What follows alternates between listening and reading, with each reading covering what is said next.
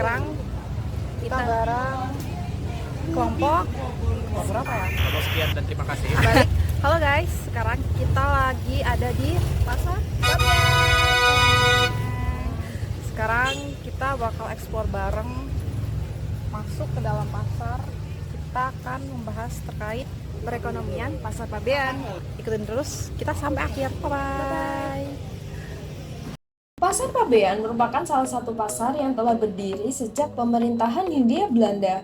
Pasar Pabean sendiri telah berdiri pada tahun 1849 dan menjadi pasar permanen di tahun 1939. Pasar Pabean terletak di Jalan Songoyudan dan terletak di tengah-tengah antara dua sungai besar, yakni Sungai Kalimas dan Sungai Penggirian. Letak Pasar Pabean sendiri sangatlah strategis karena terdapat pelabuhan di dekatnya. Pada pelabuhan tersebut terdapat kegiatan bongkar muat sehingga Pasar Pabean menjadi tempat perdagangan grosir, rempah-rempah, serta bahan pangan lainnya.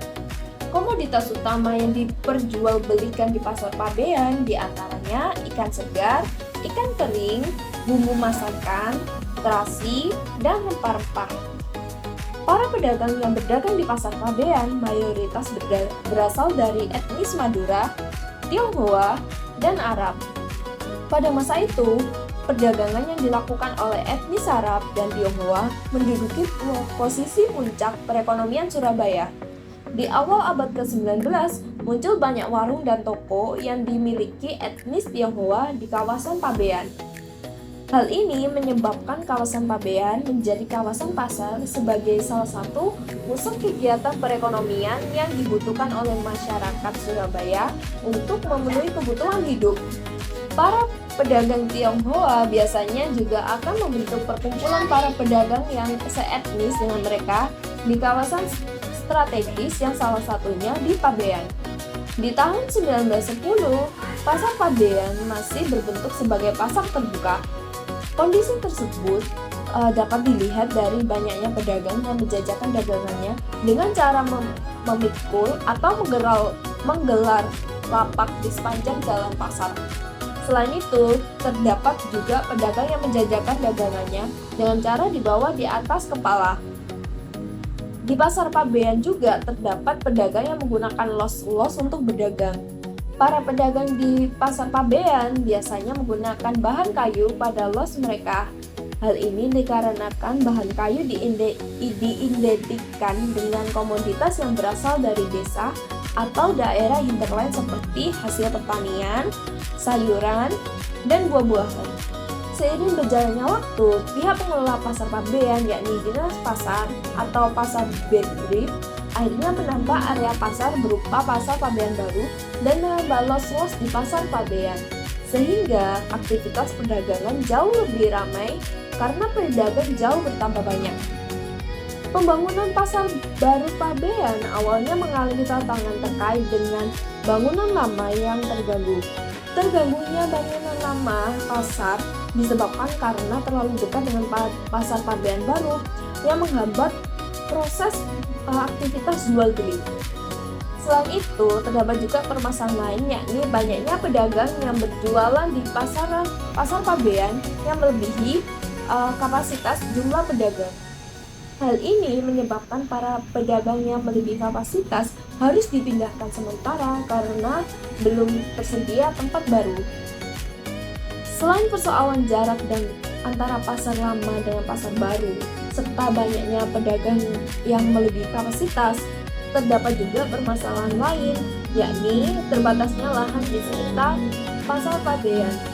Seiring berjalannya waktu, lahan di sekitar Pasar Pabean menjadi terbatas karena banyaknya pemukiman-pemukiman baru yang muncul di sekitar pasar.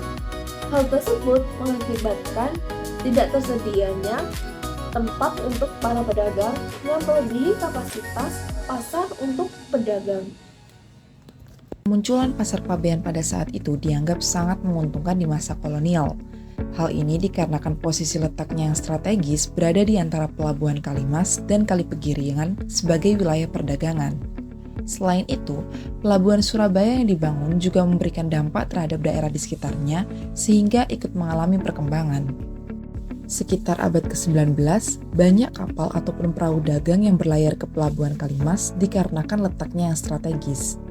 Di samping itu, faktor lain yang mendukung ramainya pelabuhan Kalimas adalah jalur pelayarannya yang membuka untuk para pedagang berlayar ke Sungai Berantas dan Sungai Bengawan Solo, sehingga memunculkan pemukiman padat penduduk di sekitarnya. Aktivitas pelabuhan ramai inilah yang membuat Pasar Pabean digunakan sebagai tempat berdagang bagi para pedagang yang berasal dari daerah luar Surabaya maupun dari berbagai etnis. Keramaian di kawasan Pasar Pabean membuat pendapatan pasar menjadi salah satu pasar induk teramai dan terbesar di Surabaya. Sekitar tahun 1927 sampai 1929, ketika pasar masih dikelola Pasar Bedrift, pendapatan pasar masih tergolong paling banyak di antara pasar lainnya meski sempat mengalami penurunan. Hal tersebut dikarenakan jumlah pedagang yang bertambah di pasar sehingga biaya retribusi ikut meningkat. Penurunan yang terjadi di Pasar Pabean pada masa itu juga dikarenakan penurunan perdagangan yang terjadi. Selain itu, di tahun 1934 terjadi krisis Malaysia yang menyebabkan pendapatan pasar ikut menurun. Faktor lainnya yang menyebabkan pendapatan Pasar Pabean menurun adalah akses Sungai Pegirian yang sulit untuk membawa barang dagangan mereka seperti buah-buahan, sayuran, dan tanaman melewati Sungai Kalimas yang terletak di bagian selatan. Perluasan kota yang dilakukan oleh pemerintah kota Surabaya pada saat itu juga mengakibatkan pedagang di Pasar Pabean berpindah ke daerah selatan yang menyebabkan jumlah pedagang mengalami penurunan. Tapi, meskipun penurunan terjadi dari tahun ke tahun, hal tersebut tidak mengubah aktivitas Pasar Pabean yang masih menjadi pusat keramaian baik dari aspek ekonomi maupun sosial. Pasar Pabean masih menarik minat para pedagang maupun pembeli dikarenakan pasar tersebut menjual berbagai macam produk yang dibutuhkan dan memiliki banyak pilihan sehingga masyarakat lebih menyukai Pasar Pabean. Di tahun 1930 sampai 1935, pendapatan Pasar Pabean mengalami penurunan karena pengeluaran biaya yang digunakan untuk kepentingan operasional Pasar Pabean yang semakin banyak. Beban dari pajak besar yang ditanggung oleh para pedagang juga membuat mereka semakin mengeluh karena pendapatan yang diterima semakin sedikit dibandingkan dengan pengeluaran. Namun, keramaian di Pasar Pabean masih sama seperti sebelumnya, sehingga pasar ini masih sibuk beroperasi dan justru semakin banyak dikunjungi oleh masyarakat Surabaya, khususnya untuk memenuhi kebutuhan sehari-hari. Kemunduran yang terjadi di Pasar Pabean karena krisis Malaysia menyebabkan perdagangan kain batik seperti sarung, panjang, dan katun, serta berbagai barang rumah tangga lainnya semakin besar, sehingga kebutuhan ikut meningkat. Kemudian, perluasan kota juga menyebabkan beberapa pedagang di Pasar Pabean berpindah ke pasar di sebelah selatan, yang tidak berpengaruh besar dan Pasar Pabean masih tetap menjadi pasar terbesar di Surabaya. Berdasarkan data yang ditulis oleh E.C. Neindorff, menunjukkan bahwa Pasar Pabean mampu menarik minat masyarakat untuk membeli berbagai komoditas yang terdapat di pasar. Hal tersebut ditandai dengan adanya kenaikan sebesar 0,25% di tahun 1937. Meskipun pendapatan pasar mengalami penurunan dalam beberapa waktu, akan tetapi Pasar Pabean tetap mampu menjadi pilihan masyarakat Surabaya untuk memenuhi kebutuhan sehari-hari. Pasar Pabean merupakan salah satu pusat perekonomian penting di Surabaya sejak masa kolonial Hindia Belanda. Letaknya strategis di antara Sungai Kalimas dan Sungai Pegirian, serta kedekatannya dengan pelabuhan, menjadikan pasar ini sebagai simpul utama perdagangan, khususnya untuk komoditas rempah-rempah dan bahan pangan. Keberagaman etnis pedagang seperti Madura, Tionghoa, dan Arab turut memperkuat dinamika ekonomi sekaligus memperkaya interaksi sosial di kawasan ini. Seiring perkembangan waktu, Pasar Pabean mengalami berbagai perubahan, baik dari segi fisik maupun sistem pengelolaan. Dari pasar terbuka hingga menjadi pasar permanen, peningkatan jumlah pedagang menunjukkan tingginya aktivitas ekonomi. Namun, pertumbuhan tersebut juga membawa tantangan seperti keterbatasan lahan, kepadatan pedagang, serta permasalahan infrastruktur. Dalam konteks ekonomi, Pasar Pabean sempat mengalami pasang surut, terutama akibat krisis Malaysia pada tahun 1930-an, beban pajak yang tinggi, serta perubahan tata kota. Meski demikian, daya tarik pasar ini tidak pernah benar-benar hilang. Aktivitas jual beli tetap berlangsung ramai, bahkan di tengah penurunan pendapatan, karena pasar ini menyediakan kebutuhan masyarakat secara lengkap dan beragam.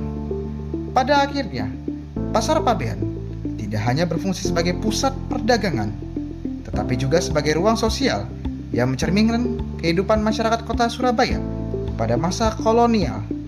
Ketahanannya menghadapi berbagai tantangan menunjukkan peran vitalnya sebagai tulang punggung ekonomi rakyat, sekaligus simbol dinamika perkotaan yang terus berkembang.